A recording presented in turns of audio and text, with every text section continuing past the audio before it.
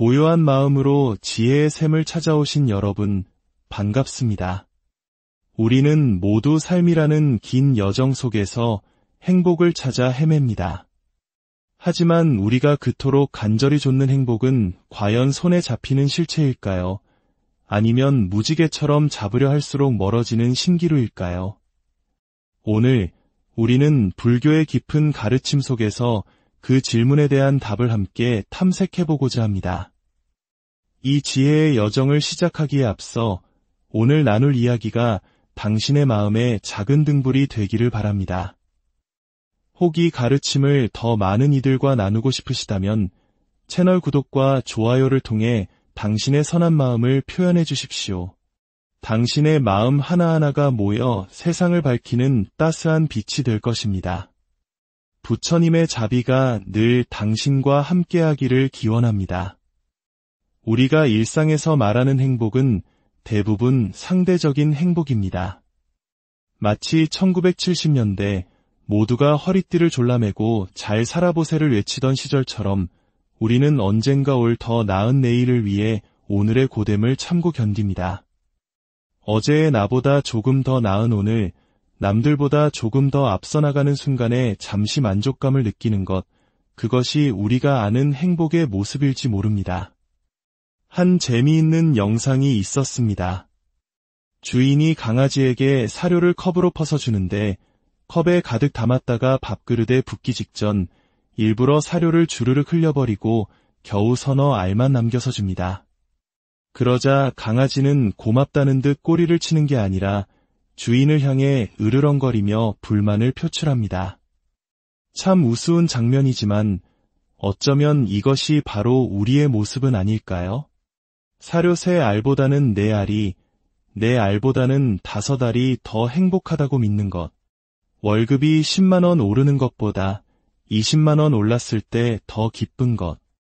이러한 상대적인 기쁨과 만족감은 결코 우리를 완전한 행복으로 이끌지 못합니다. 갈증을 소금물로 달래는 것과 같아서 마시면 마실수록 더 큰 갈증을 불러일으킬 뿐입니다. 진정한 행복, 완전한 만족의 순간은 이 세상의 방식으로는 결코 오지 않는다는 것을 부처님께서는 이미 2600년 전에 간파하셨습니다. 바로 이 지점에서 한 수행자가 깊은 질문을 던집니다. 스님, 세상에서 말하는 행복과 기쁨의 차이는 무엇입니까? 불교 경전에는 행복이라는 단어는 잘 보이지 않지만 기쁨이라는 글자는 자주 등장하는 것 같습니다. 우리가 추구해야 할 진정한 행복과 기쁨은 어떤 모습이어야 합니까? 참으로 예리하고 중요한 질문입니다. 이 질문은 우리를 가르침의 핵심으로 안내합니다. 불교에서는 진정한 마음의 평화와 자유를 설명하기 위해 사무량심이라는 4가지 한없는 마음에 대해 이야기합니다. 이는 모든 보살이 마땅히 품어야 할 마음가짐이며 바로 자, 비, 희, 사입니다. 첫 번째와 두 번째 마음, 자비에 대해 먼저 이야기해 보겠습니다. 우리는 흔히 자비를 기독교의 사랑과 비슷한 개념으로 생각하지만 그 의미는 사뭇 다릅니다. 제가 머무는 시골의 절은 농약을 전혀 치지 않습니다. 그러다 보니 온갖 벌레들이 넘쳐나고 그 벌레를 먹기 위해 개구리들이 모여들고 또 그 개구리를 잡아먹기 위해 뱀들이 모습을 드러냅니다. 어느 날 밭으로 내려가는데 동물의 처절한 비명소리가 들려왔습니다. 소리가 나는 곳을 보니 독사 한 마리가 개구리의 뒷다리 하나를 물고 있었습니다. 개구리는 살기 위해 필사적으로 버둥거리며 지금껏 들어본 적 없는 비명을 질러댔습니다. 그 고통은 상상조차 하기 힘든 것이었습니다. 자, 당신이라면 어떻게 하시겠습니까? 개구리를 살려줘야 할까요? 개구리를 구하기 위해 뱀의 머리를 돌로 내리쳐야 할까요? 그렇게 개구리를 살린다면 며칠을 굶었을지 모르는 저 뱀은 어떻게 됩니까? 뱀의 굶주림은 누구의 책임입니까? 이것이 바로 우리가 사는 세상의 본질, 즉 고통의 구조입니다. 나의 생존이 필연적으로 다른 존재의 희생과 고통을 담보로 한다는 것.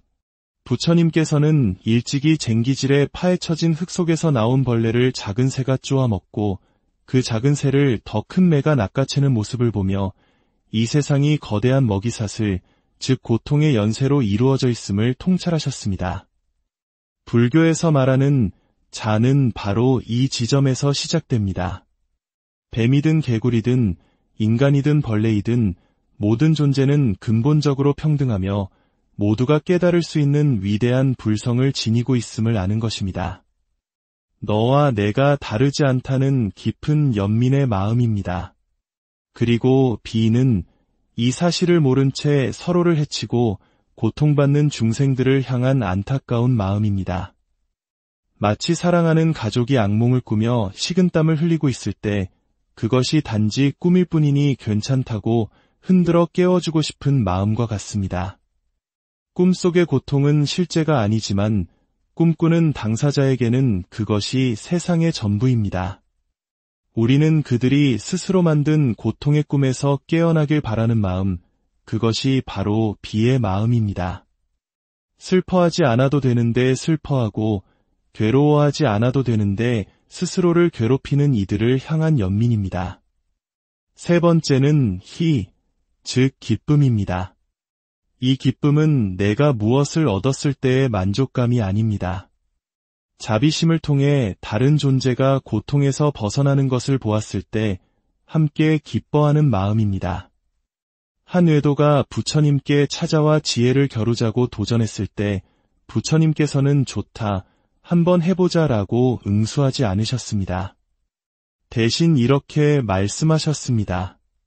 만약 그대의 말이 옳다면 나는 그대와 함께 기뻐할 것이다. 만약 그대의 말에 부족함이 있다면 그대를 위해 가르침을 설할 것이다. 이 얼마나 위대한 마음입니까? 이기려는 마음이 아니라 진리 앞에서 함께 기뻐하려는 마음. 이것이 바로 경전에 수없이 등장하는 희의 참된 의미입니다. 마지막 네 번째는 즉 버리는 마음입니다. 이는 매우 엄격하게 들릴 수 있습니다. 모든 중생을 구제하겠다는 보살이 어찌 누군가를 버린단 말입니까? 그러나 이것은 포기가 아닌 지혜의 다른 이름입니다. 부처님께서는 말을 듣지 않는 제자는 죽인다고 표현하셨습니다. 이는 육체적 살생이 아니라 더 이상 가르침을 전하지 않음으로써 그 인연을 놓아버린다는 뜻입니다. 농부가 씨앗을 뿌릴 때 자갈밭이 아닌 기름진 옥토에 먼저 씨앗을 뿌리는 것과 같은 이치입니다. 가르침을 받아들일 준비가 된 이에게 먼저 법을 설하는 지혜로운 선택, 그것이 바로 사의 마음입니다. 그렇다면 불교가 말하는 진정한 행복이란 과연 무엇일까요? 아함경의 아름다운 이야기가 하나 전해집니다. 어느 젊은 스님이 강에서 목욕을 마치고 나와 따스한 햇볕에 몸을 말리고 있었습니다. 그때 한 나그네가 다가와 물었습니다. 스님은 어찌하여 이 젊고 건강한 나이에 세상의 모든 즐거움을 포기하고 머리를 깎고 출가하였습니까? 아름다운 여인을 만나 사랑하고 세상의 쾌락을 누릴 수 있는 모든 것을 가졌는데 왜 이런 고행을 자처하십니까? 그러자 스님은 평온하게 대답했습니다. 나는 행복하기 위해 수행합니다. 나그네는 이해할 수 없다는 듯 다시 물었습니다. 이렇게 모든 것을 버리고 힘들게 사는 것이 어찌 행복이란 말입니까? 스님의 대답은 깊은 울림을 줍니다. 나는 미래의 행복을 위해 수행하지 않습니다. 나의 스승이신 부처님께서는 미래의 행복을 얻기 위해서는 노력은 많이 해야 하지만 얻는 기쁨은 지극히 적다고 가르치셨습니다. 저는 지금 이 순간의 행복을 얻기 위해 수행합니다. 이 말에 큰 감명을 받은 나그네는 스님과 함께 부처님을 찾아뵙고 가르침을 청합니다. 그리고 부처님께서는 그에게 다음과 같은 개송을 들려주십니다. 만약 사랑하는 것의 본질을 바로 알게 된다면 그 대상을 향한 사랑하는 마음은 더 이상 일어나지 않으리라. 이 가르침의 핵심은 사랑이나 애착을 억지로 버리라는 것이 아닙니다. 핵심은 아는 것에 있습니다. 내가 그토록 원하고 집착하고 사랑하는 대상의 진짜 정체를 명확하게 아는 것. 그 본질을 꿰뚫어보는 지혜가 생길 때 그것을 가지려는 마음, 그것에 집착하는 마음은 노력하지 않아도 저절로 스르르 녹아내린다는 뜻입니다. 마치 한 공주가 강물에 비친 아름다운 물거품을 보고 저것으로 왕관을 만들어 달라며 때를 썼던 이야기처럼 말입니다. 어떤 신하도 그 소원을 들어줄 수 없었지만 한 지혜로운 신하가 공주에게 직접 그 물거품을 떠오시면 아름다운 보석으로 만들어드리겠다고 말합니다. 공주가 손으로 물거품을 뜨려는 순간 그것은 흔적도 없이 사라져 버렸습니다. 그 순간 공주는 물거품의 본질을 깨달았고 더 이상 그것을 갖고 싶다는 어리석은 욕망을 내지 않았습니다. 진정한 행복은 이와 같습니다. 무언가를 더 소유하고 더 채우고 더 이룸으로써 얻어지는 것이 아닙니다. 오히려 내가 그토록 갈망하던 것들의 실체 없음을, 그것들의 무상함을 깨닫는 지혜에서 비롯됩니다. 진정한 행복은 밖에서 구하는 것이 아니라 이미 우리 안에 완벽하게 갖추어져 있는 본래의 마음을 깨닫는 데 있습니다. 오늘 이 이야기가 여러분의 삶에 작은 울림이 되었기를 바랍니다. 번뇌의 바람이 불어올 때 오늘 나눈 지혜를 떠올리며 마음의 평온을 찾으시길 바랍니다. 모든 존재가 고통의 꿈에서 깨어나 참된 평화와 기쁨을 누리기를. 고요한 마음으로 지혜의 샘을 찾아오신 여러분, 반갑습니다. 우리는 모두 삶이라는 긴 여정 속에서 행복을 찾아 헤맵니다. 하지만 우리가 그토록 간절히 좇는 행복은 과연 손에 잡히는 실체일까요? 아니면 무지개처럼 잡으려 할수록 멀어지는 신기루일까요? 오늘 우리는 불교의 깊은 가르침 속에서 그 질문에 대한 답을 함께 탐색해보고자 합니다. 이 지혜의 여정을 시작하기에 앞서 오늘 나눌 이야기가 당신의 마음에 작은 등불이 되기를 바랍니다. 혹 이 가르침을 더 많은 이들과 나누고 싶으시다면 채널 구독과 좋아요를 통해 당신의 선한 마음을 표현해 주십시오. 당신의 마음 하나하나가 모여 세상을 밝히는 따스한 빛이 될 것입니다. 부처님의 자비가 늘 당신과 함께하기를 기원합니다. 우리가 일상에서 말하는 행복은 대부분 상대적인 행복입니다. 마치 1970년대 모두가 허리띠를 졸라매고 잘 살아보세를 외치던 시절처럼 우리는 언젠가 올 더 나은 내일을 위해 오늘의 고됨을 참고 견딥니다. 어제의 나보다 조금 더 나은 오늘, 남들보다 조금 더 앞서 나가는 순간에 잠시 만족감을 느끼는 것, 그것이 우리가 아는 행복의 모습일지 모릅니다. 한 재미있는 영상이 있었습니다. 주인이 강아지에게 사료를 컵으로 퍼서 주는데 컵에 가득 담았다가 밥그릇에 붓기 직전 일부러 사료를 주르륵 흘려버리고 겨우 서너 알만 남겨서 줍니다. 그러자 강아지는 고맙다는 듯 꼬리를 치는 게 아니라 주인을 향해 으르렁거리며 불만을 표출합니다. 참 우스운 장면이지만 어쩌면 이것이 바로 우리의 모습은 아닐까요? 사료 3알보다는 4알이, 4알보다는 5알이 더 행복하다고 믿는 것. 월급이 10만원 오르는 것보다 20만원 올랐을 때 더 기쁜 것.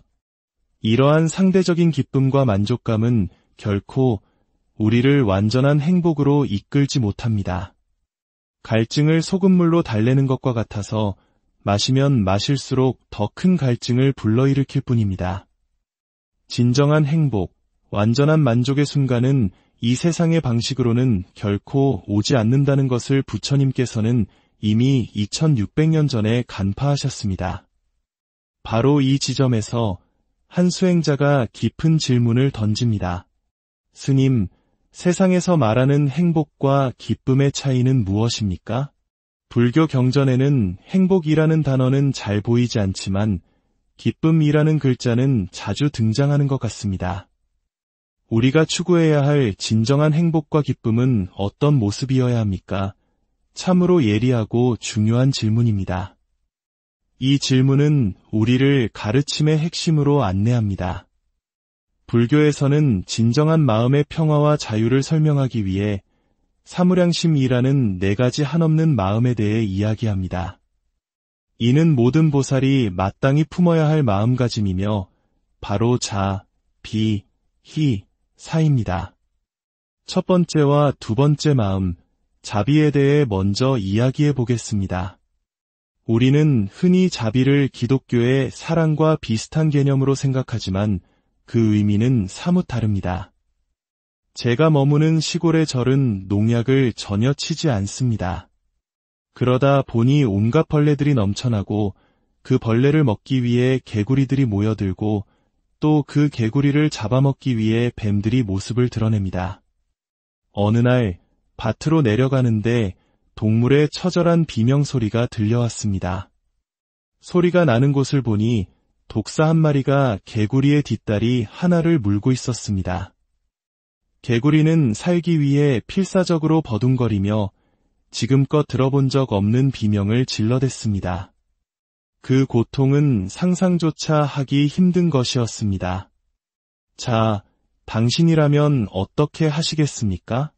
개구리를 살려줘야 할까요? 개구리를 구하기 위해 뱀의 머리를 돌로 내리쳐야 할까요? 그렇게 개구리를 살린다면 며칠을 굶었을지 모르는 저 뱀은 어떻게 됩니까?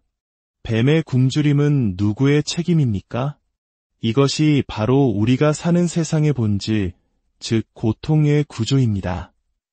나의 생존이 필연적으로 다른 존재의 희생과 고통을 담보로 한다는 것.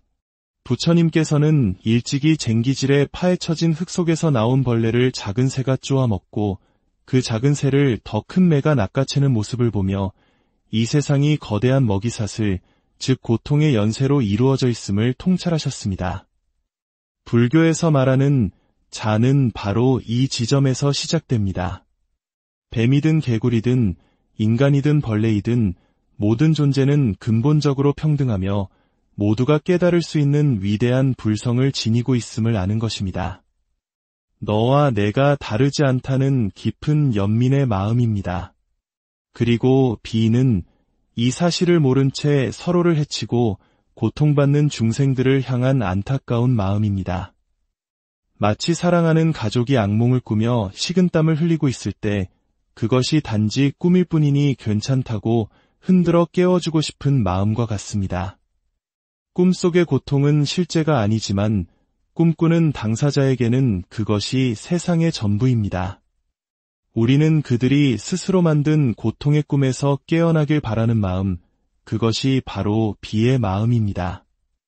슬퍼하지 않아도 되는데 슬퍼하고 괴로워하지 않아도 되는데 스스로를 괴롭히는 이들을 향한 연민입니다. 세 번째는 희, 즉 기쁨입니다. 이 기쁨은 내가 무엇을 얻었을 때의 만족감이 아닙니다. 자비심을 통해 다른 존재가 고통에서 벗어나는 것을 보았을 때 함께 기뻐하는 마음입니다. 한 외도가 부처님께 찾아와 지혜를 겨루자고 도전했을 때 부처님께서는 좋다, 한번 해보자라고 응수하지 않으셨습니다. 대신 이렇게 말씀하셨습니다. 만약 그대의 말이 옳다면 나는 그대와 함께 기뻐할 것이다. 만약 그대의 말에 부족함이 있다면 그대를 위해 가르침을 설할 것이다. 이 얼마나 위대한 마음입니까? 이기려는 마음이 아니라 진리 앞에서 함께 기뻐하려는 마음. 이것이 바로 경전에 수없이 등장하는 희의 참된 의미입니다.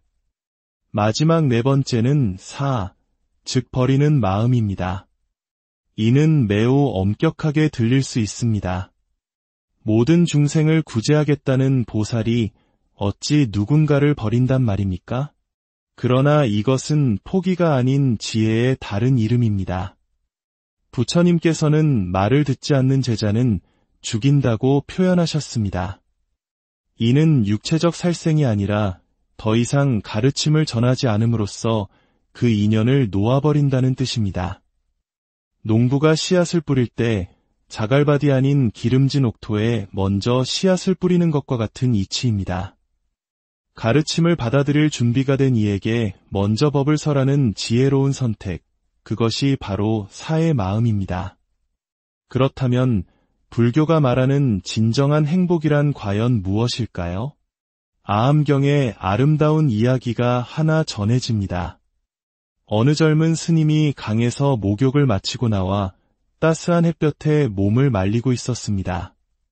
그때 한 나그네가 다가와 물었습니다. 스님은 어찌하여 이 젊고 건강한 나이에 세상의 모든 즐거움을 포기하고 머리를 깎고 출가하였습니까? 아름다운 여인을 만나 사랑하고 세상의 쾌락을 누릴 수 있는 모든 것을 가졌는데 왜 이런 고행을 자처하십니까? 그러자 스님은 평온하게 대답했습니다. 나는 행복하기 위해 수행합니다. 나그네는 이해할 수 없다는 듯 다시 물었습니다. 이렇게 모든 것을 버리고 힘들게 사는 것이 어찌 행복이란 말입니까? 스님의 대답은 깊은 울림을 줍니다. 나는 미래의 행복을 위해 수행하지 않습니다. 나의 스승이신 부처님께서는 미래의 행복을 얻기 위해서는 노력은 많이 해야 하지만 얻는 기쁨은 지극히 적다고 가르치셨습니다. 저는 지금 이 순간의 행복을 얻기 위해 수행합니다. 이 말에 큰 감명을 받은 나그네는 스님과 함께 부처님을 찾아뵙고 가르침을 청합니다. 그리고 부처님께서는 그에게 다음과 같은 개송을 들려주십니다.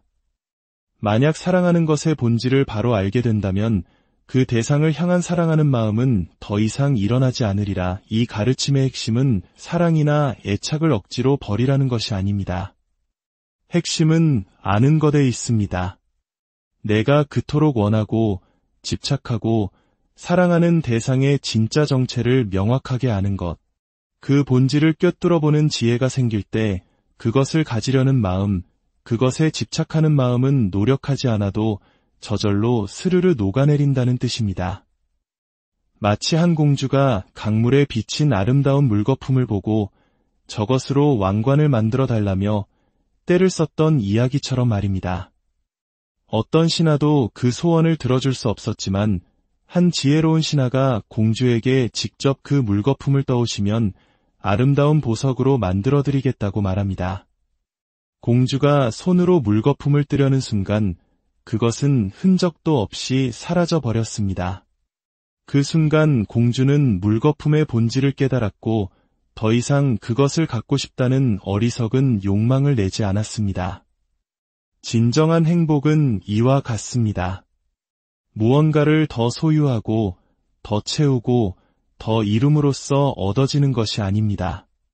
오히려 내가 그토록 갈망하던 것들의 실체 없음을, 그것들의 무상함을 깨닫는 지혜에서 비롯됩니다. 진정한 행복은 밖에서 구하는 것이 아니라 이미 우리 안에 완벽하게 갖추어져 있는 본래의 마음을 깨닫는 데 있습니다.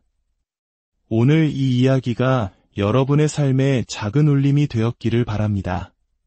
번뇌의 바람이 불어올 때 오늘 나눈 지혜를 떠올리며 마음의 평온을 찾으시길 바랍니다. 모든 존재가 고통의 꿈에서 깨어나 참된 평화와 기쁨을 누리기를. 고요한 마음으로 지혜의 샘을 찾아오신 여러분, 반갑습니다. 우리는 모두 삶이라는 긴 여정 속에서 행복을 찾아 헤맵니다. 하지만 우리가 그토록 간절히 좇는 행복은 과연 손에 잡히는 실체일까요? 아니면 무지개처럼 잡으려 할수록 멀어지는 신기루일까요? 오늘 우리는 불교의 깊은 가르침 속에서 그 질문에 대한 답을 함께 탐색해보고자 합니다. 이 지혜의 여정을 시작하기에 앞서 오늘 나눌 이야기가 당신의 마음에 작은 등불이 되기를 바랍니다. 혹 이 가르침을 더 많은 이들과 나누고 싶으시다면 채널 구독과 좋아요를 통해 당신의 선한 마음을 표현해 주십시오. 당신의 마음 하나하나가 모여 세상을 밝히는 따스한 빛이 될 것입니다. 부처님의 자비가 늘 당신과 함께하기를 기원합니다. 우리가 일상에서 말하는 행복은 대부분 상대적인 행복입니다. 마치 1970년대 모두가 허리띠를 졸라매고 잘 살아보세를 외치던 시절처럼 우리는 언젠가 올 더 나은 내일을 위해 오늘의 고됨을 참고 견딥니다. 어제의 나보다 조금 더 나은 오늘, 남들보다 조금 더 앞서 나가는 순간에 잠시 만족감을 느끼는 것, 그것이 우리가 아는 행복의 모습일지 모릅니다. 한 재미있는 영상이 있었습니다. 주인이 강아지에게 사료를 컵으로 퍼서 주는데 컵에 가득 담았다가 밥그릇에 붓기 직전 일부러 사료를 주르륵 흘려버리고 겨우 서너 알만 남겨서 줍니다. 그러자 강아지는 고맙다는 듯 꼬리를 치는 게 아니라 주인을 향해 으르렁거리며 불만을 표출합니다. 참 우스운 장면이지만 어쩌면 이것이 바로 우리의 모습은 아닐까요? 사료 3알보다는 4알이, 4알보다는 5알이 더 행복하다고 믿는 것. 월급이 10만 원 오르는 것보다 20만 원 올랐을 때 더 기쁜 것. 이러한 상대적인 기쁨과 만족감은 결코 우리를 완전한 행복으로 이끌지 못합니다. 갈증을 소금물로 달래는 것과 같아서 마시면 마실수록 더 큰 갈증을 불러일으킬 뿐입니다.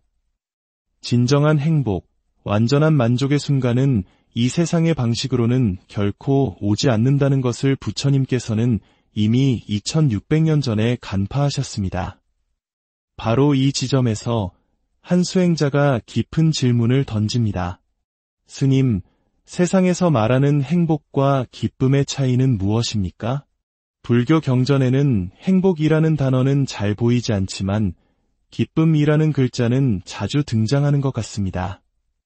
우리가 추구해야 할 진정한 행복과 기쁨은 어떤 모습이어야 합니까? 참으로 예리하고 중요한 질문입니다. 이 질문은 우리를 가르침의 핵심으로 안내합니다. 불교에서는 진정한 마음의 평화와 자유를 설명하기 위해 사무량심이라는 4가지 한없는 마음에 대해 이야기합니다. 이는 모든 보살이 마땅히 품어야 할 마음가짐이며 바로 자, 비, 희, 사입니다. 첫 번째와 두 번째 마음, 자비에 대해 먼저 이야기해 보겠습니다. 우리는 흔히 자비를 기독교의 사랑과 비슷한 개념으로 생각하지만 그 의미는 사뭇 다릅니다. 제가 머무는 시골의 절은 농약을 전혀 치지 않습니다. 그러다 보니 온갖 벌레들이 넘쳐나고 그 벌레를 먹기 위해 개구리들이 모여들고 또 그 개구리를 잡아먹기 위해 뱀들이 모습을 드러냅니다. 어느 날 밭으로 내려가는데 동물의 처절한 비명소리가 들려왔습니다. 소리가 나는 곳을 보니 독사 한 마리가 개구리의 뒷다리 하나를 물고 있었습니다. 개구리는 살기 위해 필사적으로 버둥거리며 지금껏 들어본 적 없는 비명을 질러댔습니다. 그 고통은 상상조차 하기 힘든 것이었습니다. 자, 당신이라면 어떻게 하시겠습니까? 개구리를 살려줘야 할까요? 개구리를 구하기 위해 뱀의 머리를 돌로 내리쳐야 할까요?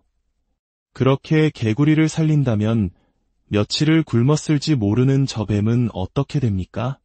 뱀의 굶주림은 누구의 책임입니까? 이것이 바로 우리가 사는 세상의 본질, 즉 고통의 구조입니다. 나의 생존이 필연적으로 다른 존재의 희생과 고통을 담보로 한다는 것. 부처님께서는 일찍이 쟁기질에 파헤쳐진 흙 속에서 나온 벌레를 작은 새가 쪼아먹고 그 작은 새를 더 큰 매가 낚아채는 모습을 보며 이 세상이 거대한 먹이사슬, 즉 고통의 연쇄로 이루어져 있음을 통찰하셨습니다. 불교에서 말하는 자는 바로 이 지점에서 시작됩니다. 뱀이든 개구리든 인간이든 벌레이든 모든 존재는 근본적으로 평등하며 모두가 깨달을 수 있는 위대한 불성을 지니고 있음을 아는 것입니다. 너와 내가 다르지 않다는 깊은 연민의 마음입니다. 그리고 비는 이 사실을 모른 채 서로를 해치고 고통받는 중생들을 향한 안타까운 마음입니다. 마치 사랑하는 가족이 악몽을 꾸며 식은땀을 흘리고 있을 때 그것이 단지 꿈일 뿐이니 괜찮다고 흔들어 깨워주고 싶은 마음과 같습니다. 꿈속의 고통은 실제가 아니지만 꿈꾸는 당사자에게는 그것이 세상의 전부입니다. 우리는 그들이 스스로 만든 고통의 꿈에서 깨어나길 바라는 마음, 그것이 바로 비의 마음입니다. 슬퍼하지 않아도 되는데 슬퍼하고 괴로워하지 않아도 되는데 스스로를 괴롭히는 이들을 향한 연민입니다. 세 번째는 즉 기쁨입니다. 이 기쁨은 내가 무엇을 얻었을 때의 만족감이 아닙니다. 자비심을 통해 다른 존재가 고통에서 벗어나는 것을 보았을 때 함께 기뻐하는 마음입니다. 한 외도가 부처님께 찾아와 지혜를 겨루자고 도전했을 때 부처님께서는 좋다, 한번 해보자 라고 응수하지 않으셨습니다. 대신 이렇게 말씀하셨습니다. 만약 그대의 말이 옳다면 나는 그대와 함께 기뻐할 것이다. 만약 그대의 말에 부족함이 있다면 그대를 위해 가르침을 설할 것이다. 이 얼마나 위대한 마음입니까? 이기려는 마음이 아니라 진리 앞에서 함께 기뻐하려는 마음. 이것이 바로 경전에 수없이 등장하는 희의 참된 의미입니다. 마지막 네 번째는 즉 버리는 마음입니다. 이는 매우 엄격하게 들릴 수 있습니다. 모든 중생을 구제하겠다는 보살이 어찌 누군가를 버린단 말입니까? 그러나 이것은 포기가 아닌 지혜의 다른 이름입니다. 부처님께서는 말을 듣지 않는 제자는 죽인다고 표현하셨습니다. 이는 육체적 살생이 아니라 더 이상 가르침을 전하지 않음으로써 그 인연을 놓아버린다는 뜻입니다. 농부가 씨앗을 뿌릴 때 자갈밭이 아닌 기름진 옥토에 먼저 씨앗을 뿌리는 것과 같은 이치입니다. 가르침을 받아들일 준비가 된 이에게 먼저 법을 설하는 지혜로운 선택, 그것이 바로 사의 마음입니다. 그렇다면 불교가 말하는 진정한 행복이란 과연 무엇일까요? 아함경의 아름다운 이야기가 하나 전해집니다. 어느 젊은 스님이 강에서 목욕을 마치고 나와 따스한 햇볕에 몸을 말리고 있었습니다. 그때 한 나그네가 다가와 물었습니다. 스님은 어찌하여 이 젊고 건강한 나이에 세상의 모든 즐거움을 포기하고 머리를 깎고 출가하였습니까? 아름다운 여인을 만나 사랑하고 세상의 쾌락을 누릴 수 있는 모든 것을 가졌는데 왜 이런 고행을 자처하십니까? 그러자 스님은 평온하게 대답했습니다. 나는 행복하기 위해 수행합니다. 나그네는 이해할 수 없다는 듯 다시 물었습니다. 이렇게 모든 것을 버리고 힘들게 사는 것이 어찌 행복이란 말입니까? 스님의 대답은 깊은 울림을 줍니다. 나는 미래의 행복을 위해 수행하지 않습니다. 나의 스승이신 부처님께서는 미래의 행복을 얻기 위해서는 노력은 많이 해야 하지만 얻는 기쁨은 지극히 적다고 가르치셨습니다. 저는 지금 이 순간의 행복을 얻기 위해 수행합니다. 이 말에 큰 감명을 받은 나그네는 스님과 함께 부처님을 찾아뵙고 가르침을 청합니다. 그리고 부처님께서는 그에게 다음과 같은 개송을 들려주십니다. 만약 사랑하는 것의 본질을 바로 알게 된다면 그 대상을 향한 사랑하는 마음은 더 이상 일어나지 않으리라. 이 가르침의 핵심은 사랑이나 애착을 억지로 버리라는 것이 아닙니다. 핵심은 아는 것에 있습니다. 내가 그토록 원하고 집착하고 사랑하는 대상의 진짜 정체를 명확하게 아는 것. 그 본질을 꿰뚫어보는 지혜가 생길 때 그것을 가지려는 마음, 그것에 집착하는 마음은 노력하지 않아도 저절로 스르르 녹아내린다는 뜻입니다. 마치 한 공주가 강물에 비친 아름다운 물거품을 보고 저것으로 왕관을 만들어 달라며 때를 썼던 이야기처럼 말입니다. 어떤 신하도 그 소원을 들어줄 수 없었지만 한 지혜로운 신하가 공주에게 직접 그 물거품을 떠오시면 아름다운 보석으로 만들어드리겠다고 말합니다. 공주가 손으로 물거품을 뜨려는 순간 그것은 흔적도 없이 사라져 버렸습니다. 그 순간 공주는 물거품의 본질을 깨달았고 더 이상 그것을 갖고 싶다는 어리석은 욕망을 내지 않았습니다. 진정한 행복은 이와 같습니다. 무언가를 더 소유하고, 더 채우고, 더 이룸으로써 얻어지는 것이 아닙니다. 오히려 내가 그토록 갈망하던 것들의 실체 없음을, 그것들의 무상함을 깨닫는 지혜에서 비롯됩니다. 진정한 행복은 밖에서 구하는 것이 아니라 이미 우리 안에 완벽하게 갖추어져 있는 본래의 마음을 깨닫는 데 있습니다. 오늘 이 이야기가 여러분의 삶에 작은 울림이 되었기를 바랍니다. 번뇌의 바람이 불어올 때 오늘 나눈 지혜를 떠올리며 마음의 평온을 찾으시길 바랍니다. 모든 존재가 고통의 꿈에서 깨어나 참된 평화와 기쁨을 누리기를. 고요한 마음으로 지혜의 샘을 찾아오신 여러분, 반갑습니다. 우리는 모두 삶이라는 긴 여정 속에서 행복을 찾아 헤맵니다.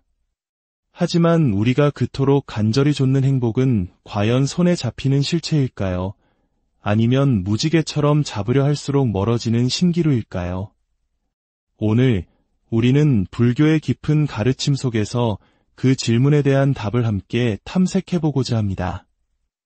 이 지혜의 여정을 시작하기에 앞서 오늘 나눌 이야기가 당신의 마음에 작은 등불이 되기를 바랍니다. 혹 이 가르침을 더 많은 이들과 나누고 싶으시다면 채널 구독과 좋아요를 통해 당신의 선한 마음을 표현해 주십시오.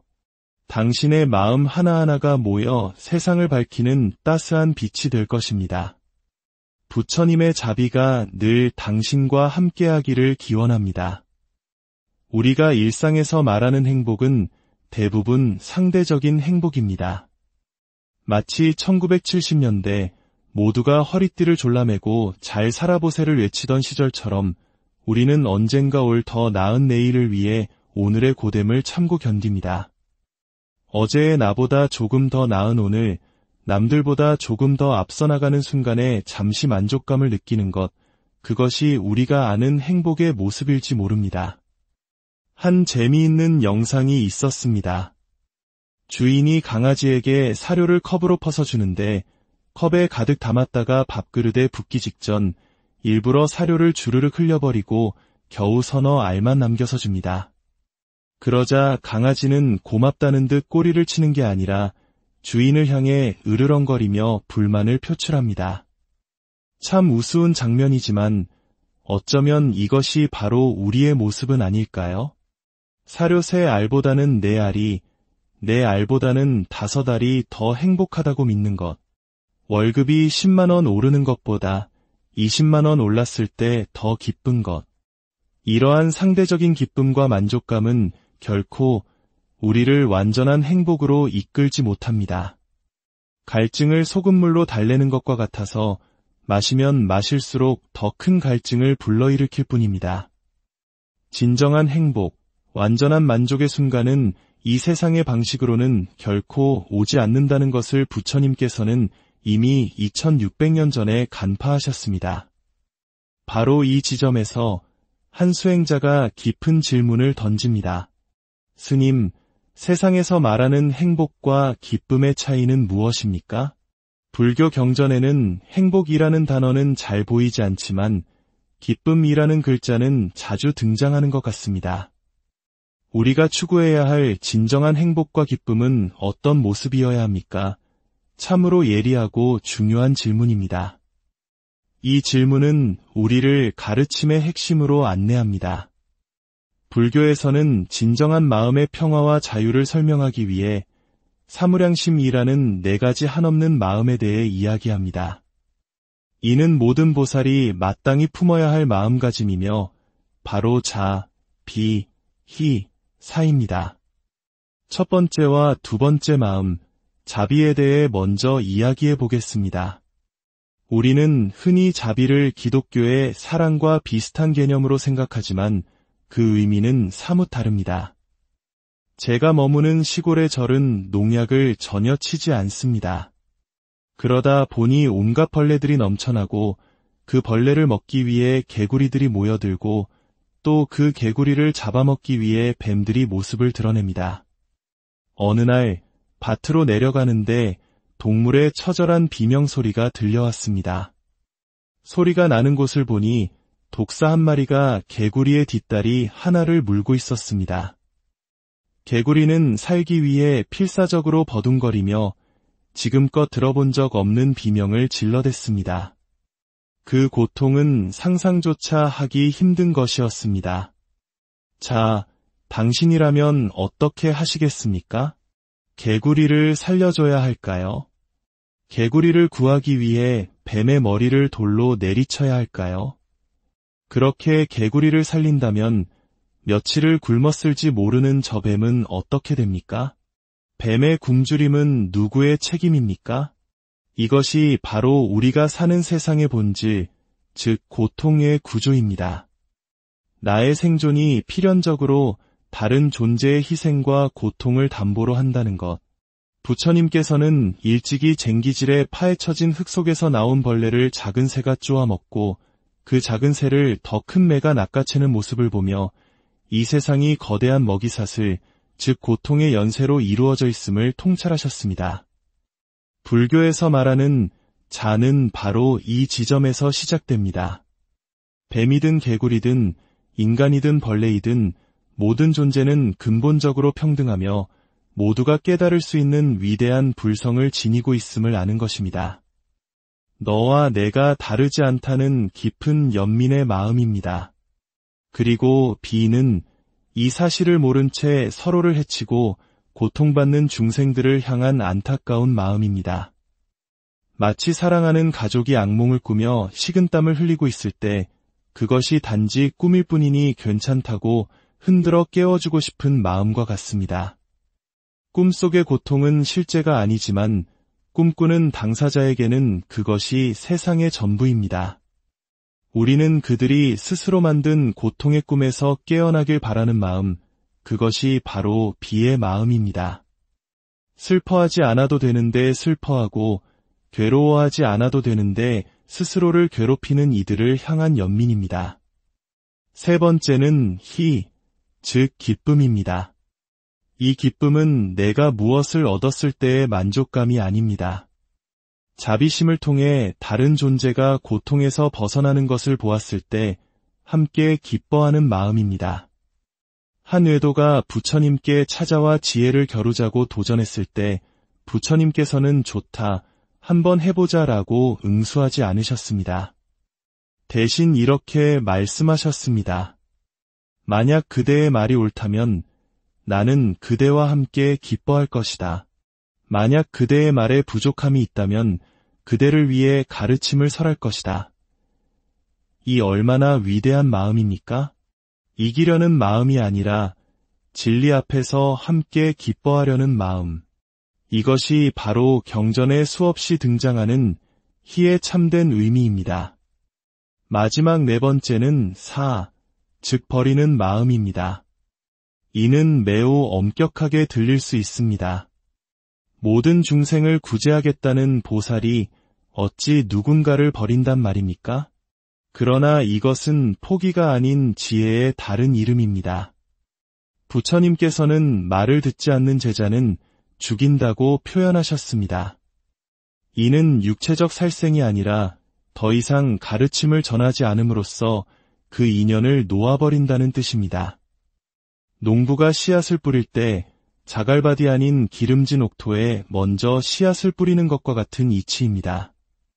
가르침을 받아들일 준비가 된 이에게 먼저 법을 설하는 지혜로운 선택, 그것이 바로 사의 마음입니다. 그렇다면 불교가 말하는 진정한 행복이란 과연 무엇일까요? 아함경의 아름다운 이야기가 하나 전해집니다. 어느 젊은 스님이 강에서 목욕을 마치고 나와 따스한 햇볕에 몸을 말리고 있었습니다. 그때 한 나그네가 다가와 물었습니다. 스님은 어찌하여 이 젊고 건강한 나이에 세상의 모든 즐거움을 포기하고 머리를 깎고 출가하였습니까? 아름다운 여인을 만나 사랑하고 세상의 쾌락을 누릴 수 있는 모든 것을 가졌는데 왜 이런 고행을 자처하십니까? 그러자 스님은 평온하게 대답했습니다. 나는 행복하기 위해 수행합니다. 나그네는 이해할 수 없다는 듯 다시 물었습니다. 이렇게 모든 것을 버리고 힘들게 사는 것이 어찌 행복이란 말입니까? 스님의 대답은 깊은 울림을 줍니다. 나는 미래의 행복을 위해 수행하지 않습니다. 나의 스승이신 부처님께서는 미래의 행복을 얻기 위해서는 노력은 많이 해야 하지만 얻는 기쁨은 지극히 적다고 가르치셨습니다. 저는 지금 이 순간의 행복을 얻기 위해 수행합니다. 이 말에 큰 감명을 받은 나그네는 스님과 함께 부처님을 찾아뵙고 가르침을 청합니다. 그리고 부처님께서는 그에게 다음과 같은 개송을 들려주십니다. 만약 사랑하는 것의 본질을 바로 알게 된다면 그 대상을 향한 사랑하는 마음은 더 이상 일어나지 않으리라. 이 가르침의 핵심은 사랑이나 애착을 억지로 버리라는 것이 아닙니다. 핵심은 아는 것에 있습니다.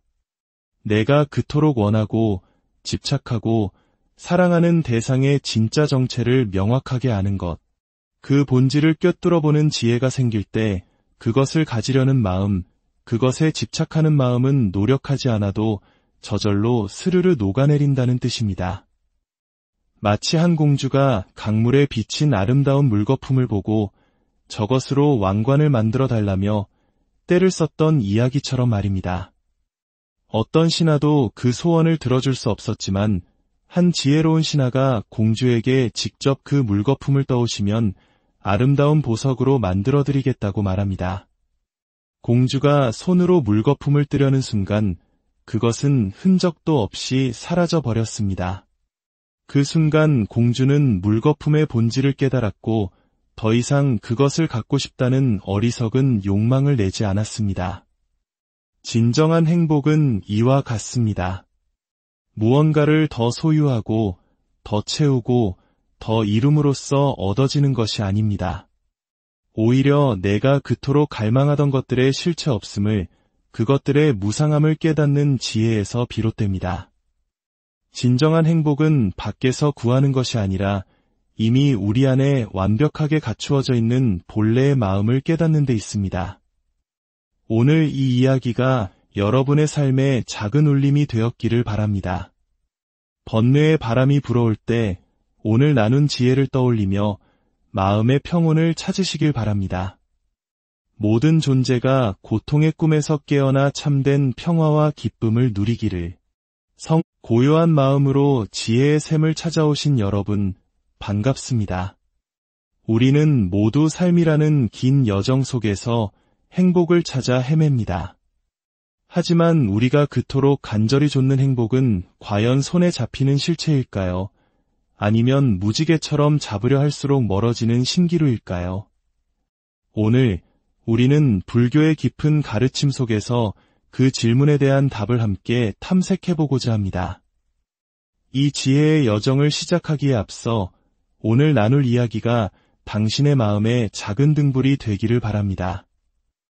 혹 이 가르침을 더 많은 이들과 나누고 싶으시다면 채널 구독과 좋아요를 통해 당신의 선한 마음을 표현해 주십시오.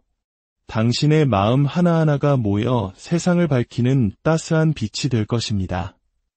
부처님의 자비가 늘 당신과 함께하기를 기원합니다. 우리가 일상에서 말하는 행복은 대부분 상대적인 행복입니다.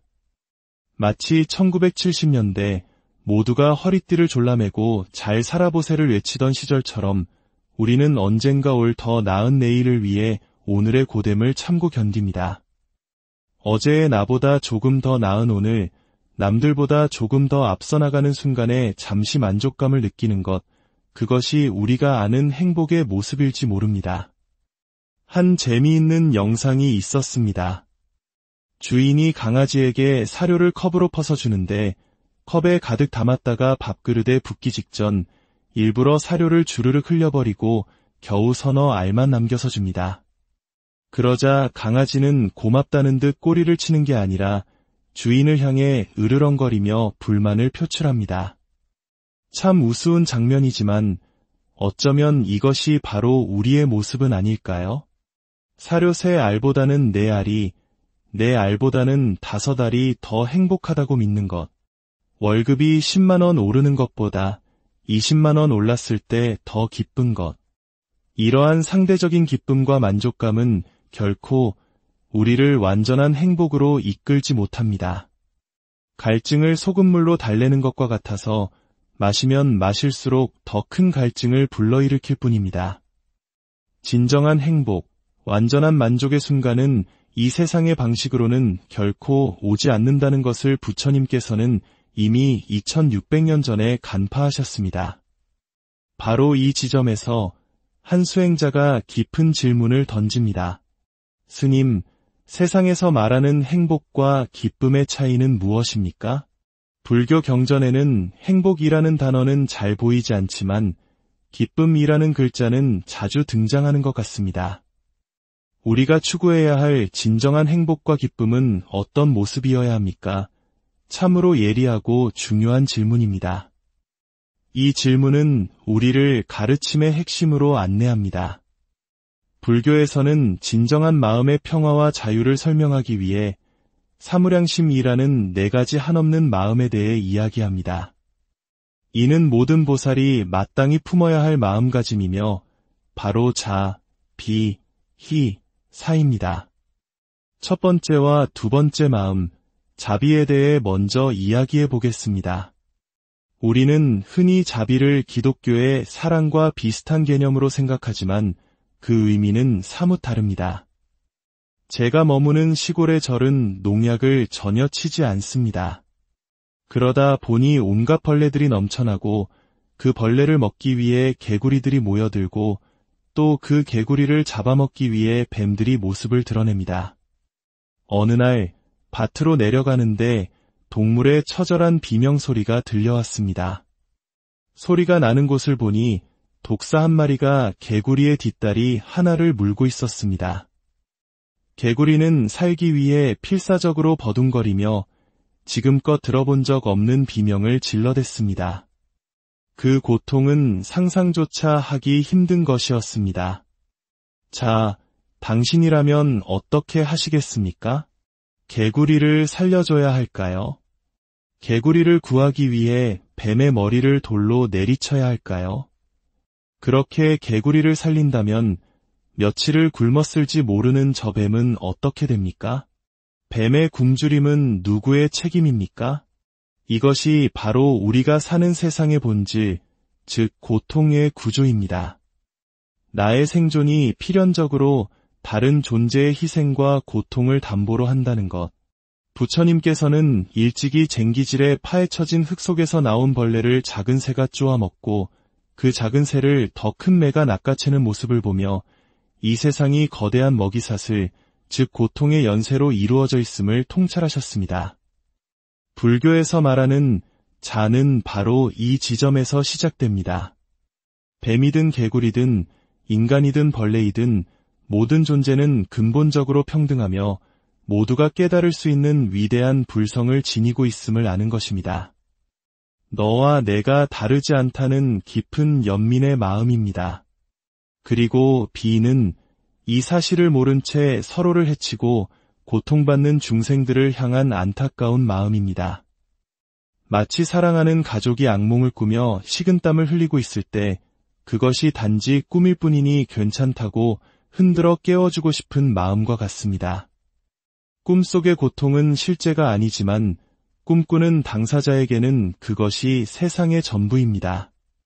우리는 그들이 스스로 만든 고통의 꿈에서 깨어나길 바라는 마음, 그것이 바로 비의 마음입니다. 슬퍼하지 않아도 되는데 슬퍼하고 괴로워하지 않아도 되는데 스스로를 괴롭히는 이들을 향한 연민입니다. 세 번째는 희, 즉 기쁨입니다. 이 기쁨은 내가 무엇을 얻었을 때의 만족감이 아닙니다. 자비심을 통해 다른 존재가 고통에서 벗어나는 것을 보았을 때 함께 기뻐하는 마음입니다. 한 외도가 부처님께 찾아와 지혜를 겨루자고 도전했을 때 부처님께서는 좋다, 한번 해보자라고 응수하지 않으셨습니다. 대신 이렇게 말씀하셨습니다. 만약 그대의 말이 옳다면 나는 그대와 함께 기뻐할 것이다. 만약 그대의 말에 부족함이 있다면 그대를 위해 가르침을 설할 것이다. 이 얼마나 위대한 마음입니까? 이기려는 마음이 아니라 진리 앞에서 함께 기뻐하려는 마음. 이것이 바로 경전에 수없이 등장하는 희의 참된 의미입니다. 마지막 네 번째는 즉 버리는 마음입니다. 이는 매우 엄격하게 들릴 수 있습니다.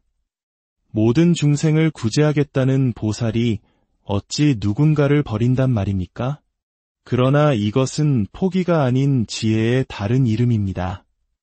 부처님께서는 말을 듣지 않는 제자는 죽인다고 표현하셨습니다.